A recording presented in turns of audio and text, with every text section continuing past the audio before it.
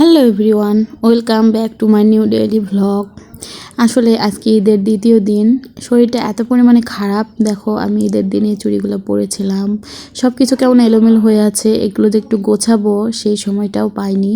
এই 2 দিন খুবই ব্যস্ততার মধ্যে কাটিয়েছি। তো আজকে ভেবেছি সকাল সকাল ঘুম থেকে উঠবো, উঠে যেগুলো এলোমেলো হয়ে আছে সব কিছু গোছগাছ করবো, কারণ পরে আরও এগুলো করা হয়ে ওঠে না, কারণ বাচ্চারা আছে খুব বিরক্ত করে। তো এই মনে করে আজকে খুব সকাল সকাল ঘুম থেকে উঠেছিলাম যে আমি যেগুলো সব কিছু এলোমেলো করে রেখেছি সব কিছু গুছিয়ে রাখবো।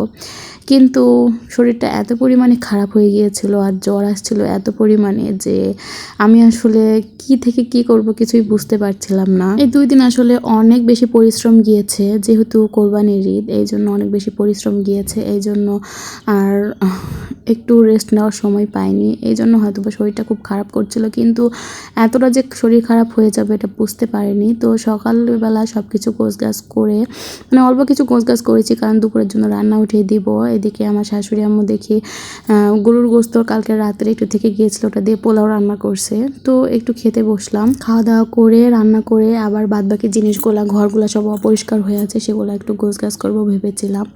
তো ওই তো খাওয়া দাওয়া করে আমি চুলার পাড়ে চলে গিয়েছি। 2 দিন এক নাগারে গরুর মাংস খেয়ে আসলে আর খেতে ভালো লাগছিল না। তো আজকে ভাবলাম বেশ কিছু নাম একটু করলার ভাজি করব আর মসুরের ডাল রান্না করব, এই ভেবে চুলার পাড়ে গিয়েছিলাম। তো এখানে আমি মসুরের ডালটা উঠিয়ে দিয়ে সব কিছু রেডি করে নিচ্ছিলাম, পেঁয়াজ মরিচ করলা ভাজিগুলো সব কিছু ঠিকঠাক করে নিচ্ছিলাম।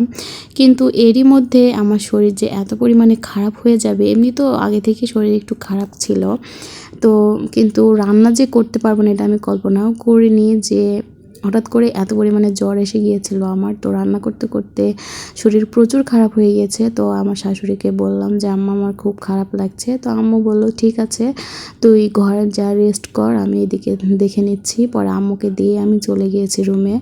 আজকে আসলে শাশুড়ি থাকার যে কী সুবিধা সেটাই বুঝলাম। অনেকে দেখি শ্বশুর শাশুড়ির সাথে থাকতে চায় না, কিন্তু আমার তাদের সাথে থাকতেই ভালো লাগে। এই যে দেখো আমার শরীর একটু খারাপ হয়েছে, আমি তার ভরসায় সব কিছু ফেলে রেখে চলে আসলাম রুমে এসে জাস্ট ফ্যানটা অন করে দিয়েছি, দিয়ে শুয়ে পড়েছি।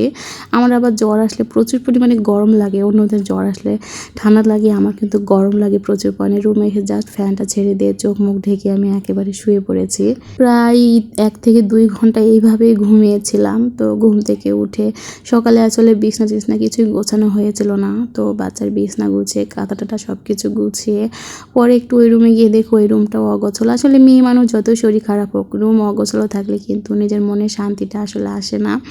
তো এই অবস্থাতেই আমি উঠে একটু শরীরটা ঘুম থেকে উঠে একটু ভালো লাগছিল, সব কিছু গোছগাছ করে নিচ্ছিলাম। আমার দেখি রান্নাবান্না সব কিছু কমপ্লিটও হয়ে গিয়েছে। তো দেখো কি পরিমাণে অবস্থা রুমটার। তো একটু হালকা পাতলাভাবে সব কিছু ঠিক গোছগাছ করছিলাম, কারণ এখনও শরীর এতটাও সুস্থ হয়ে ওঠেনি। তো এদিকে দেখি আমার মেয়েকে ওর বাবা আম কেটে দিয়েছে, কি সুন্দর করে খাচ্ছে। তো ওর থেকে নিয়ে আমি আবার একটু খেতে শুরু করলাম। তো এই ছিল আমার আজকের ভিডিও। তোমাদের ঈদ সবার কেমন কাটলো অবশ্যই জানিও। আমার কিন্তু খুব ভালোই কেটেছে, কিন্তু আজকে একটু শরীর একটু খারাপ হয়ে গিয়েছে এই আর কি। তো ঠিক আছে, আজকের ভিডিও এখানেই শেষ করছি। সবাই ভালো থেকো, দেখা হচ্ছে নেক্সট ভিডিওতে। আল্লাহ হাফেজ।